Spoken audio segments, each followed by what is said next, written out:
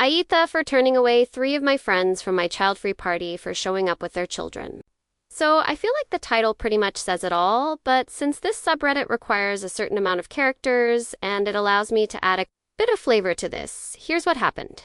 A little over a month. I created a big Facebook group chat and started planning a big get-together that would include around 20 of my friends. The point of the group chat was so that we could figure out when the most people would be available and how many people are going to come. So I could plan everything out and so that everybody would have access to all the information. One thing that was made explicitly clear was that this was going to be a child-free gathering. I know this probably isn't considered a polite thing to say, but I fucking hate children. I don't like dealing with them, I don't like being around them, and my house is not set up to have kids in it. I hammered home numerous times in the group chat that there were not going to be any kids at the party and that it was going to be adults only. No exceptions. So the day of the party comes, and sure as shit, 3 different people show up with their little crotch goblins with them. And these are young kids. I told them flat out, no. I was very clear that there were going to be no children at this party, and that means yours too. All 3 of them tried to argue with me, at which point I promptly told them to leave, since they apparently didn't want to listen, and didn't want to respect my wishes. The party ended up going off pretty well, and stories from the party have gotten back to the people that I turned away. Now they're mad at me. But frankly, I feel like that's just too damn bad. I made very clear that I wasn't going to allow any children there. Am I the asshole for standing my ground on this?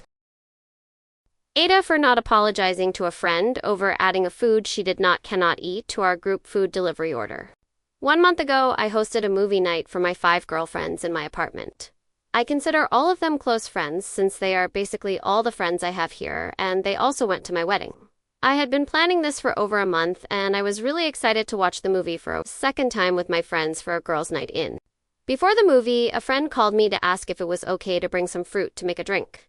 I told her yes, since most of us are okay with eating anything, and I thought it was a nice gesture from her part. The other friend I know for around 2 years brought dessert, which was great.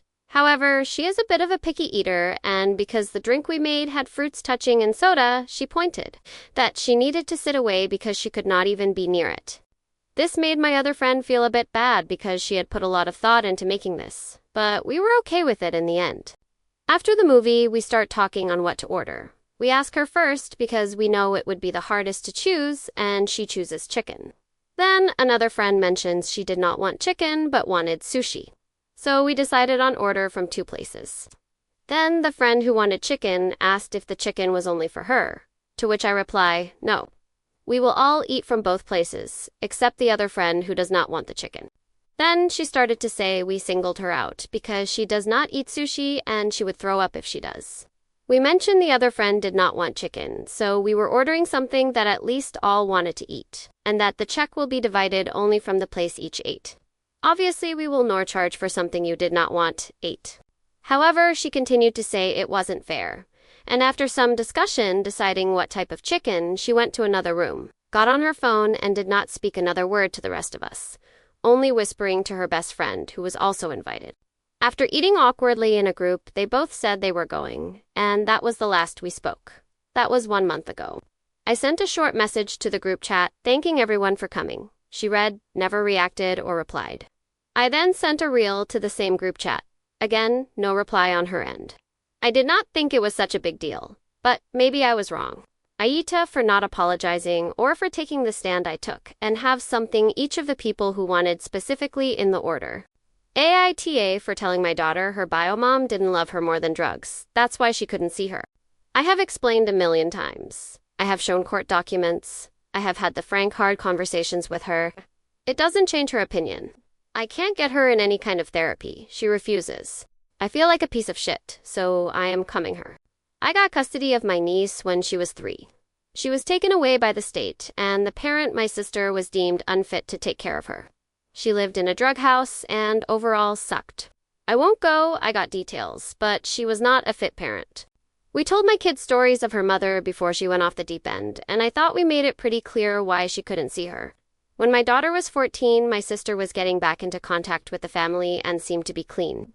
I met up with her and didn't like what I saw. She took no responsibility, and I decided to keep my daughter away. This resulted in her contacting her behind my back and trying to pick her up from school once. The cops were called. She wanted to meet her mom, but I didn't think it was a good idea and was proven correct 6 months later when she stole from our mother. She went back to drugs, but sometimes would randomly text my kid. My kid was in therapy when this was happening. When my kid was 17, my sister passed away overdose, and I singed her up for grief counseling. The first time my kid saw her was at the viewing. She wanted to go. The issue now is my kid is 20, and in college, she is upset that she never knew her bio mom. It has been an argument, and I wanted her to go back to therapy. We got into an argument yesterday over it. I asked her what she wanted to eat, and she told me to eat with her bio mom, but she can't have that bequeath. I didn't allow them to meet. I snapped. I have been dealing with this for years at this point, and told her that her bio mom didn't love there more than drug, and that is why she never met her. It's not my fault she loved drugs more than her, and I am done being blamed for it. She was pissed and crying since my husband thinks it needed to be said, and he has been going on too long. I feel like shit though. AITA, we left our friend in another country. So a couple years ago, me and 3 other lads went on a holiday to Cyprus. We all get along great and have done for 4 years whilst in uni. This one guy in our group, we'll call him Ellis. He is the type of guy that says he'll meet us at the train station at 8 a.m. and at 7:30. We'll give him a ring and he's just hopping in the shower and leaving. He'd be late for his own graduation funeral. So after 5 days of sunbathing, drinking, and eating good food, it's our final day. We're all chilling in the villa, and Ellis decides to go for a hike. No stress, we have 7 hours to leave. He heads off, and we say we'll get all his stuff in the car ready to go. It was all packed anyways. 3 hours go by, and we give Ellis a call saying he needs to turn back now. He says no problem and starts his journey back. He's having a coffee at a cafe. Another 2 hours go by, we call Ellis, and he says he's on his way back. He doesn't sound like he's moving. We check his location. He's at a cafe like a 3-hour walk away. It's a Sunday. We don't know any taxi ranks number or anything, so we give him a call saying that he needs to get a lift back to the apartment or meet us at the airport. No worries, lads. I'll run back. We try and plead for him to just get a taxi, but he's frugal and won't get a taxi. So we text him saying his suitcase is at the villa and we'll have to leave as our taxi was booked at the last minute anyway. He says, that's fine, I'll make it back in time. He doesn't. He didn't even try to make it back quickly. 3 hours later, we're sat on the plane and we get a flurry of texts. I'm back now. Where are you? When's the taxi coming to pick me up? We just had to say we got on the plane and he needs to get the next one. He was fuming. His parents and girlfriend kicked off at us. I can't help but feel like he deserved it. AITA for telling my husband that paternity leave isn't a holiday. 130SF gave birth to our son a few days ago. It was incredibly traumatic. I had a severe postpartum hemorrhage, lost 1.8 liters of blood, and had emergency surgery to remove my placenta. I'm still recovering. Our son was born with pulmonary atresia with intact ventricular septum and was admitted straight to the NICU. He'll likely need heart surgery, and we've since been told they've found another abnormality they're investigating. My husband has a son from a previous relationship, Greg. I want to be clear that I have no issue with Greg meeting his little brother or spending time with his dad. I've never asked him to choose between his children.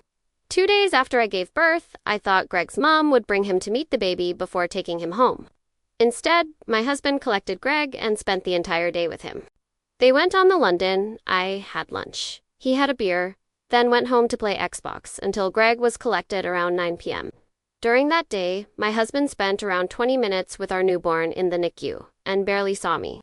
My mom stayed with me on the postnatal ward, but she couldn't come into the NICU, so I was making my own way to see our son while recovering from major blood loss and surgery. When I explained I wasn't upset Greg had visited, but that I hadn't expected to be left alone all day while our baby was critically ill, my husband became defensive.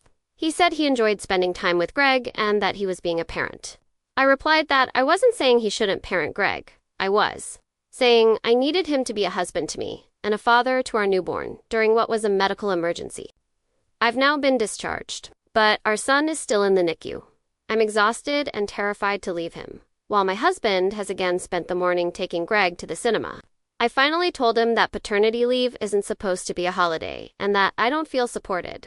I said if this is what his paternity leave looks like, I'd almost rather he went back to work, because at least then I'd understand why I was doing everything alone. He says I'm being unfair because he's trying to balance both children.